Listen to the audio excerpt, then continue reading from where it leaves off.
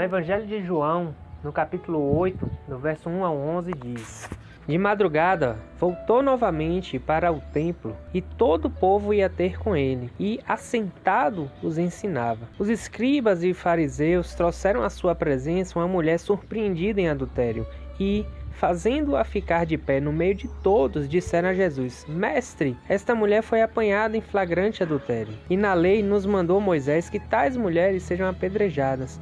Tu, pois, que dizes? Isto diziam eles, tentando-o, para terem do que o acusar. Mas Jesus, inclinando-se, escrevia na terra com o dedo. Como insistissem na pergunta, Jesus se levantou e lhes disse: Aquele que dentre vós estiver sem pecado, seja o primeiro que lhe atire a pedra. E, tornando a inclinar-se, continuou a escrever no chão. Mas, ouvindo eles esta resposta, e acusados pela própria consciência, foram se retirando um por um, a começar pelos mais velhos até os últimos, ficando só Jesus e a mulher no meio onde estavam. Erguendo-se Jesus e não vendo a ninguém mais além da mulher, perguntou-lhe: Mulher, onde estão aqueles teus acusadores? Ninguém te condenou? Respondeu ela: Ninguém, Senhor. Então lhe disse Jesus: Nem eu tampouco te condeno.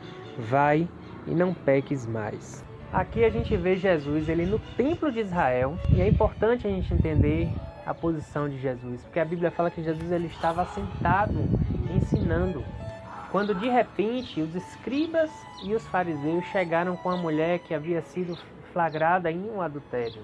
Quem eram os escribas e fariseus? Eram os grandes religiosos naquela época. Inclusive foram os grandes religiosos que foram responsáveis pela perseguição e pela morte de Jesus. E se você pensa que Jesus ele veio para fundar uma religião, você está profundamente enganado. Jesus veio para nos ensinar um modo de viver e para restaurar o nosso relacionamento com Deus Pai. E eu gosto muito de imaginar as coisas. Eu imagino que aquela mulher, quando foi flagrada em adultério, como a Bíblia fala, muito provavelmente as pessoas que encontraram ela devem ter pegado ela da forma que ela estava. Então, às vezes, a pessoa estava até sem vestes adequadas. E levam ela até Jesus e jogam ela ao lado de Jesus, acusando-a de que ela deveria ser apedrejada. E não ache que o apedrejamento era algo incomum naquela época. Tanto que o primeiro mártir da igreja, que é Estevão, você vai ver, ele foi morto justamente apedrejado por muitas pessoas, incluindo um jovem chamado Saulo, que no futuro passaria a ser chamado Paulo. E um detalhe importante aqui é que todas as pessoas tinham que participar do apedrejamento, para que não viesse a culpa pelo assassinato da pessoa apenas em cima de um. Então, como foi com Estevão, onde todos jogaram a pedra, então aqui também as pessoas deveriam ser utilizadas para poder apedrejar aquela mulher. E eu creio que talvez você esteja passando por uma situação onde as pessoas que estão te arrodeando estão com pedras apontando para você. Mas eu quero te falar que Deus ele tem uma solução. E aí a Bíblia continua falando que eles obrigam a mulher a levantar. Jesus nesse momento continua sentado e eles citam a lei. Essa lei que eles citam é a lei de Moisés, a lei qual os judeus eles eram bem ferrenhos com ela. Eu gosto de imaginar o povo entrando em alvoroço e levantando ali aqueles que estavam sentados com Jesus, começando a gritar, começando a pegar em pedras. E isso eu creio porque no final você vê que todas as pessoas foram saindo e todos foram acusados pela sua consciência. E eu gosto de imaginar também que Jesus naquele momento estava sendo luz, e aquelas pessoas que rodeavam ele, que estavam aprendendo, também estavam permitindo a luz de Deus alcançar a vida delas. Mas quando os fariseus e os escribas chegam, eles começam a permitir as trevas a entrarem neles. E aí eu imagino aquelas trevas ficando cada vez mais densas, ao ponto de restar apenas uma luz no meio daquelas trevas, que era o próprio Jesus. E aí a Bíblia continua falando que eles falavam sobre a lei para tentarem Jesus, porque eles colocaram Jesus na parede, onde se Jesus dissesse não para o apedrejamento, ele estaria contra a lei de Moisés e por isso toda a nação judaica, todas as pessoas ali iriam descredibilizar ao Senhor Jesus. Porém, se ele dissesse que sim, que apedrejasse, eles poderiam ter argumentos para entregar Jesus a Roma, porque Roma era contra as execuções públicas. Mas enquanto eles questionam Jesus, a Bíblia deixa um detalhe transparecer, que é Jesus, ele começa a escrever no chão com seu próprio dedo.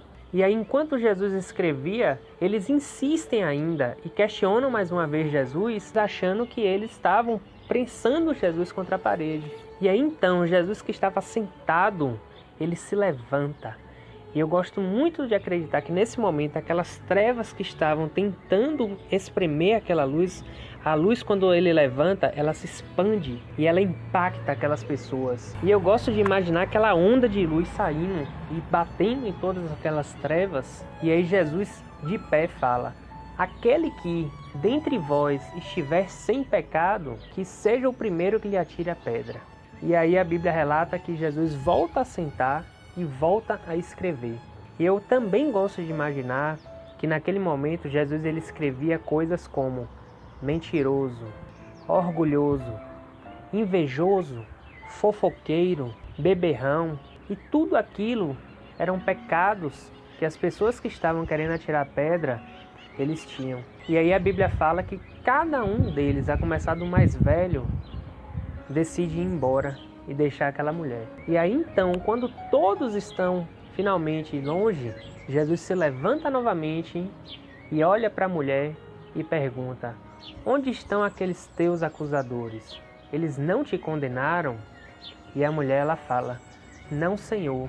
Nesse momento, você já vê a mulher reconhecendo o senhorio de Jesus. E aí Jesus ele completa a frase falando: nem eu tampouco te condeno.